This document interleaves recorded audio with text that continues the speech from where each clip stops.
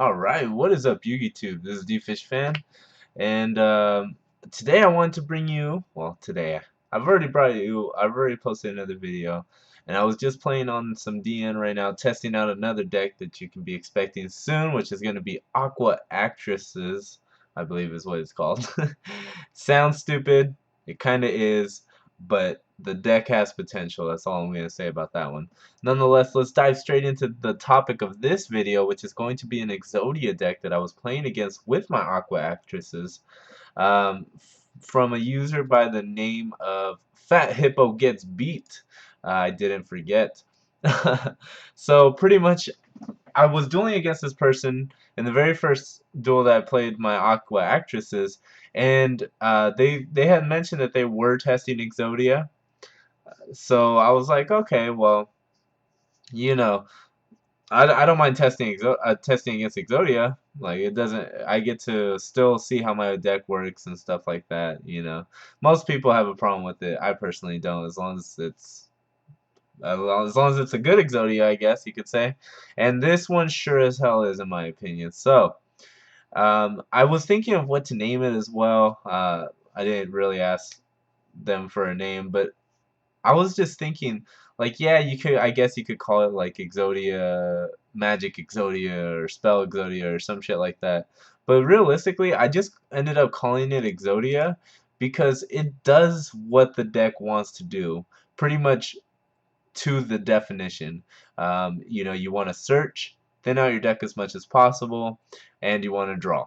Those are pretty much your two core mechanics of this deck to get the 5 pieces to your hand as soon as possible. So without further ado, before I start rambling, as I always do, let's go ahead and move on with the deck list, and then I'll go ahead and talk over a couple card choices that I really, really like about this deck, and when I saw it in action especially. Okay. So we have the left arm of the Forbidden One, left leg, right arm, right leg. We have 3 Brow, 1 Exodia head, 3 Royal Magical Library, 3 Dragonite Luster Pendulum, 3 Magical Abductor, 1 Broken Bamboo Sword, 2 Chicken Race, 3 Cursed Bamboo Sword, 3 Dark World Dealings, 3 Golden Bamboo Sword, 1 Day of Peace, 3 Toon Table of Contents, and then 1 Toon World, 3 Upstart Goblin, and 3 Wonder One. Now for the extra deck we have Abyssal Dweller, Castel, Emerald, Dark Rebellion, Direwolf, Exciton, Gaga Cowboy, number 101, number 103, Utopia, Black Ray, or what was it? Black Ship of Corn, number 80, number 82, Steel Storm Roach, and Wind Up Zemmings. I don't happen to recall if the deck list that what was his name again? I love his name. Fat Hippo Gets Beat sent me. I don't happen to remember if he had his included extra deck in there. This is just the one that I decided for. And you may be thinking, well, you're probably going to use an extra deck like what, once every 30 games? Well, I still like to prepare just in case, because you never know when you might when you might have that Royal Magical Library and then you need to normal and exceed or some shit like that. So I think it comes in handy. Nonetheless, let's go ahead and move on with some of the card choices in this deck. So as you can see, it does run the Bamboo Engine. It uses Cursed Bamboo Sword, 1 Broken Bamboo Sword, and then the triple Golden Bamboo Sword. Obviously, that just creates so much draw power just with that little mini engine. If you can afford the expendable space in the deck, which obviously this deck can. The Toon Table of Contents, pretty standard, but for most Exodia decks, you want to run it just because it thins out. They can search itself, and there's no limit to how many times you can activate it, so you can literally just activate, activate, activate, and then play the Toon World. um, Obviously, there's a lot of spellcasters in here as well. You have the Royal Magical Library, the Magical Abductor, and the Wonder Wand. So the way that he used Magical Abductor, which was the main thing that kind of impressed me, in case you don't know what this does, because it is an OCG exclusive, each time a spell card is activated, place 1 spell counter on this card, and when that spell card resolves. Once per turn, you can remove 3 spell counters from this card and add 1 pendulum monster from your deck to your hand, and that is, of course, the pendulum effect. The monster effect is each time and you do use both, by the way, so they are both equally as important. The monster effect is each time a spell card is activated, place 1 spell counter on this card when the spell card resolves, similar to Royal Magical Library.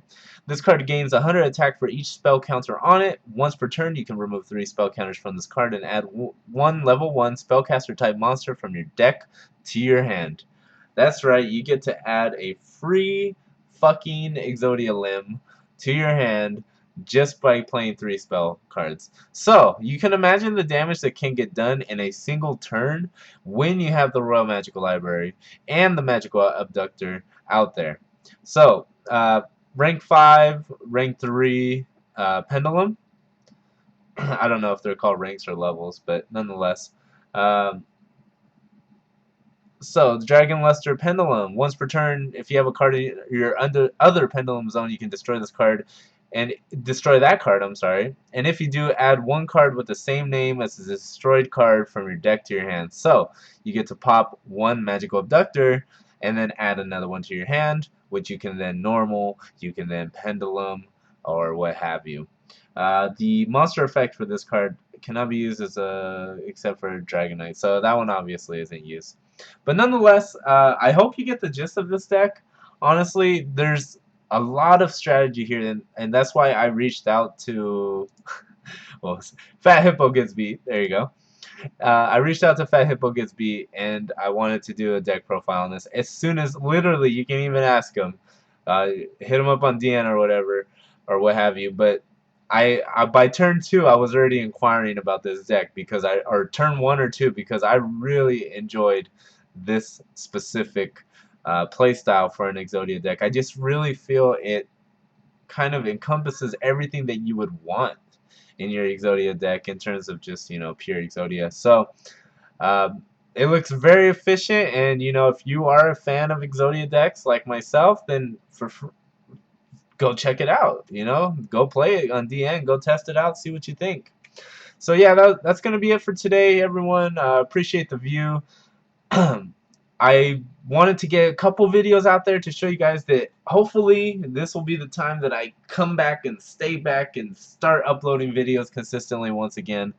I know I've said that multiple times already, but who knows, maybe it is. So I'm gonna continue uploading as much as possible, and hopefully you all will enjoy. Thanks so once again for watching. Have a good day. Talk to you guys later.